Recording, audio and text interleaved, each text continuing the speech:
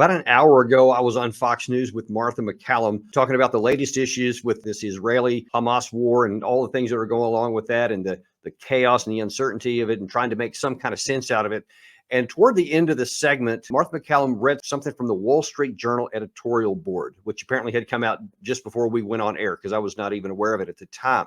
It says the assault on America's closest Middle East ally is also a warning about how dangerous the world is becoming as U.S. power and will recede. Bad actors feel empowered to fill the power vacuum.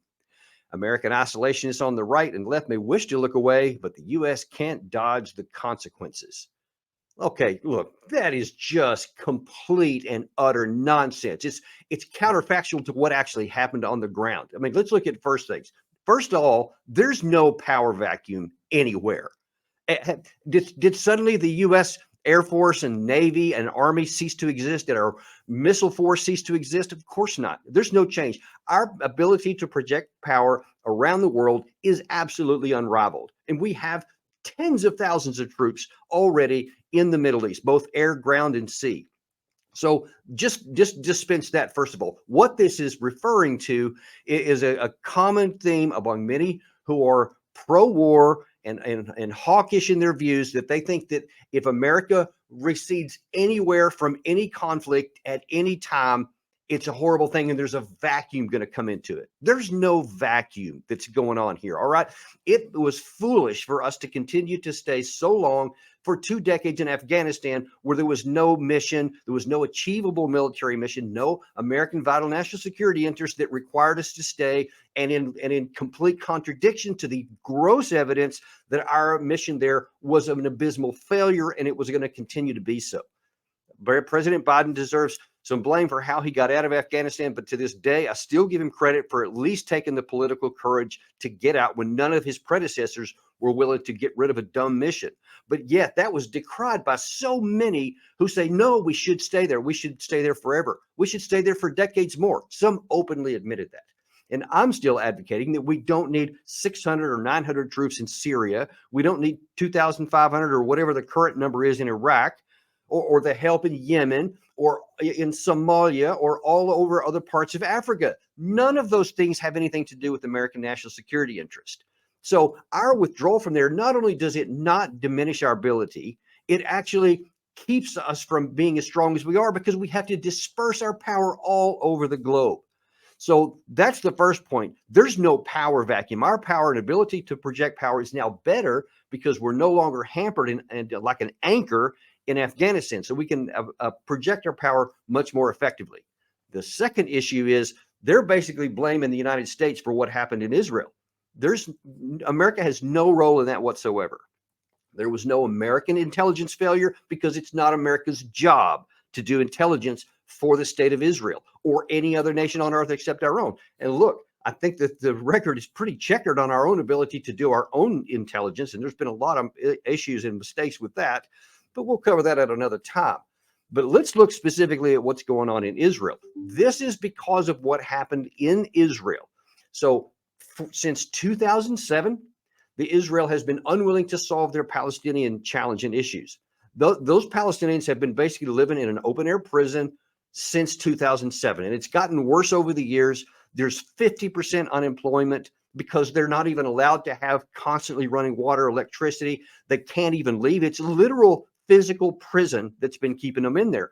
Now, I'm not going to defend what happened with this with this Hamas situation here, because there is no condoning that whatsoever. When you have armed gunmen running around in a country and literally machine gunning down civilians who are at a concert or just driving in their car on a holiday afternoon, there is no justification for that, period. There can't be any, and I don't make any. In fact, I have utter contempt for Hamas and what they did, just unequivocal and without caveat. Simultaneously, though, Israel has failed to take care of the issue themselves, and instead of making any kind of a deal when they had a chance, when they could have done something that would still have protected their infrastructure and their security, but also have taken care of the people and lowered the tensions, they decided not to do that. And this summer, the tensions have been raised through the roof because the Palestinians, who have no power, had lost 222 or 227 of their civilians and people had been killed by the Israeli Defense Forces because of protests and their desperate desire to get out of those situations. None of them had changed. And Israel didn't do anything. Concurrent with that, Israel tried to have a judicial reform from the government, which would have given them substantial powers, and it almost caused a civil war within Israeli society. And so much so that some of their own military leaders, and I'm talking about the chief of the Israeli Air Defense Force, who said in July and in August that there was a risk that external enemies could turn this into a problem and it could actually test their borders and maybe even attack. So those things were on the ground. They were clear. There was 4 separate warnings that were given to the prime minister of Israel. The Egyptians have come out earlier today and said they also, apparently just weeks ago, warned Israel that something big was coming. They ignored all of those things. And obviously the IDF was totally unprepared. That is an issue that Israel has to solve. They now have this horrible situation for their own population and for the Palestinian population. That is the truth of it. And we should, as their ally, do whatever we can to help them and to assist them in getting this resolved. But we should not be taking blame for it. And I'll tell you the reason why this is nefarious. It's not just, oh, somebody's blaming us that shouldn't. The implication here is that we need to take action against others in the area and refill the vacuum with military force. And of course, all eyes are going to be on Iran because they probably did have some role in what happened in the Hamas situation. So let's be honest about that. But getting into a war or raising the tensions to where one could break out would absolutely be the worst thing for American national security. We have done everything we can to help the area, the region, cool down after we left Afghanistan. You know, we have the Abraham Accords has been signed. We're trying to expand the diplomacy between Israel and Saudi Arabia to make it even less problematic. There's even been rapprochement between Riyadh and Tehran. And look, all these things were moving in the right direction, except, unfortunately, for the Palestinians, in their view, they were getting left behind. But now that's all been jumbled up. And so we don't know how that's going to work out. But that's something that the people in the region have to solve. They have to solve it. This is not an American problem. It's arrogance on our part to think that we have that power. Like we can just decide how things are going to run. And we have the power, pro or con, to have security in Israel. No, we don't. And look, this is a bigger issue than just what's going on in Israel right now.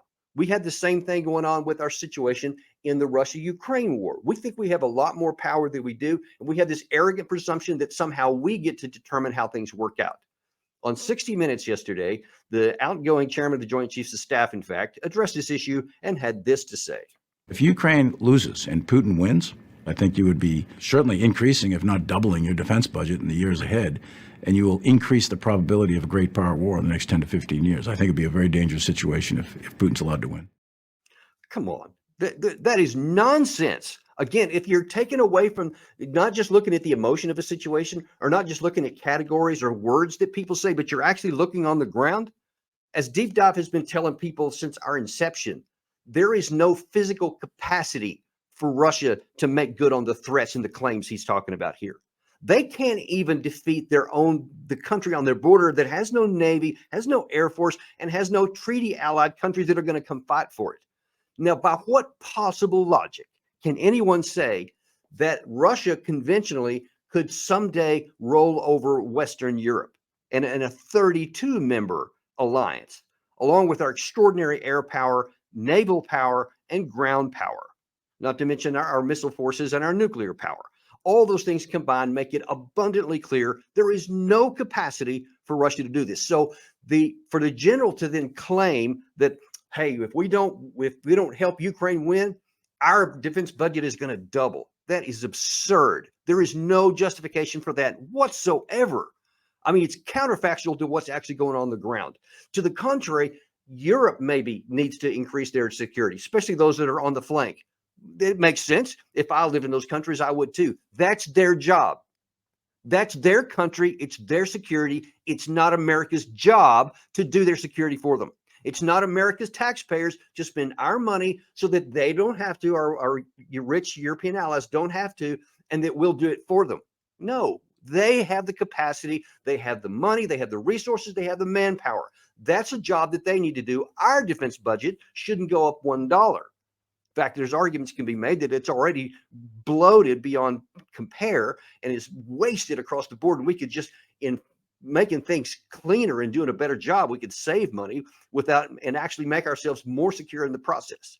But that'll be another deep dive on another case. The bottom line is right now, you need to know, you need to be very, very skeptical when you hear all these leaders always blaming the United States for everything that happens somewhere in the world and saying that our failure to use more military power or our unwillingness to solve other people's problems is an issue. It's not.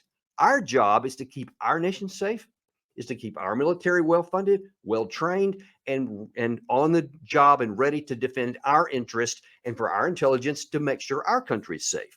That's what it is. Every other nation has the exact same deal. So let's just forget this nonsense that somehow it's America's responsibility to do everybody else's job. It's not. And that is your deep dive. See you next time.